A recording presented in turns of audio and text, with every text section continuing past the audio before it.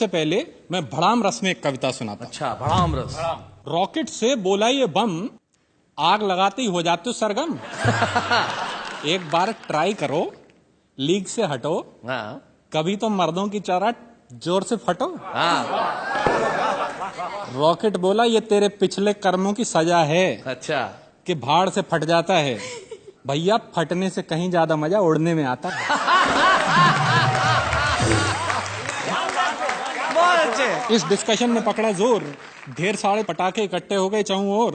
बम बोला मेरी आवाज से जग हिलता है, रॉकेट ने कहा मेरी आभा से नभ खिलता है। इतने में ही एक फुलझड़ी आई, हाय हाय हाय हाय। उसने दोनों की पूंछ में आग लगाई। 2 पल में सारा डिस्कशन सिमट गया। एक बेचारा हवा में उड़ गया, दूसरा वहीं पड़ा पड़ा फट गया। क्या बात है। और इस कांड का सार क्या है? फुलझड़ियों से बच के रहना।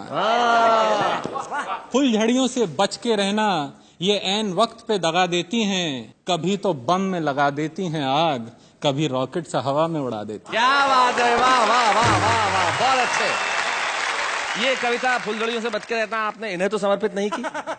इनके लिए मैं एक श्रृंगार रस की कविता कह देता। श्रृंगार रस की? जी जी, बहुत खुश होंगी ये। एक बार हम मंच पर खड़े कविता सुना रहे थे, श्रोता श्रृंगार रस में डूबे जा रहे थे। अच्छा। हमारे कंठ से कविता कामनी बही जा रही थी, परंतु हमारी नजर पहली पंक्ति के आगे नहीं बढ़ पा रही थी। अच्छा। क्योंकि पहली पंक्ति में बैठी एक बाला बार बार हमें देखकर मुस्कुरा रही थी। हाय हाय हाय हाय। और लगातार अपनी सैंडल सहला रही थी। जब काफी देर तक ये प्रक्रिया नहीं रुकने पाई तो हमारी अंतरात्मा जोर से चिल्लाई। हमने कहा हे देवी, क्यों सेंटर की पॉलिसी अपना रही हो? ऊपर से मुस्कुरा रही हो, नीचे से चप्पल दिखा रही हो। हाँ। अरे अगर खुंदक आ रही है तो खुंदक उतारो, चप्पल उतारो और दे मारो। वो बोली कविवर आप व्यर्थ ही घबरा रहे हैं, शायद मेरा व्यवहार समझ नहीं पा रहे हैं।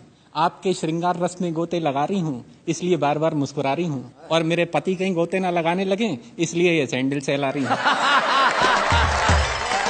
बहुत अच्छे। पसंद आई आपको? हाँ हाँ, बहुत अच्छी है। दूसरी वाली आपको नहीं समर्पित करूंगा। नहीं कीजिए, नहीं, बड़ी मैंने स्पोर्टिंग है। आप पहले सुन लीजिए, उसके बाद कहिएगा आपको चाहिए समर्पण के नहीं चाहिए। एक बार हास्य कवि सम्मेलन में जब हमने श्रृंगार की कविता सुनाई तो एक कवित्री हमारे पास आई, बोली जब कविता लिखनी नहीं आती है तो क्यों कविता पे जुल्म ढाते हो? हाँ। मेरी चोटी को भैंस की पूंछ बताते हो? और ये कविता तुमने किस मुहूर्त में रची है? मेरी उपमा देने को भैंस ही बची है। मैंने कहा देवी जी, मुझे अभी अभी आपके दिमाग में बसी गलत फहमी दिखी है। मैडम ये कविता मैंने आप पे नहीं भैंस पे लिखी है।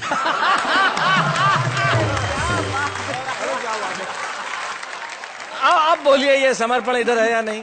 नहीं, क्योंकि इसके बाद फिर वीर रस शुरू हो जाता है। सो आपको वीर रस की एक कविता सुनाता हूँ। जी। रात के 11 बजे थे। रात के 11 बजे थे। रात के 11 बजे थे, हम गली के नुक्कड़ पे खड़े थे। चारों तरफ सन्नाटा था, हमारे हाथ में आटा था। अच्छा। डर के मारे हमारी जान निकली जा रही थी। गली में रहने वाले कुत्ते की स्पेसिफिकेशन याद आ रही थी। गली में मिल जाए तो नुक्कड़ तक दौड़ाता था, कभी कभी तो बोटी भी नोच खाता था। क्या बात है। हमने गली में झांक के गौर से गली का मुआयना किया, फिर सावधानी पूर्वक गली में प्रवेश किया। आधे रास्ते पहुंच के हमें वो महाकाल नजर आया। हमें देखते ही जोर से गुर्राया। हम जहां खड़े थे वहीं थम गए। हमारे 5 तंत्र एक साथ जम गए। हमारी हालत देख के वो हौले से मुस्कुराया, फिर हमारे पास तक आया। बोला अबे यार क्या करता है, आदमी होकर कुत्ते से डरता है? जा निकल जा। अच्छा। नहीं काटूंगा, सच्ची बोलता हूँ, पैर भी नहीं चाटूंगा।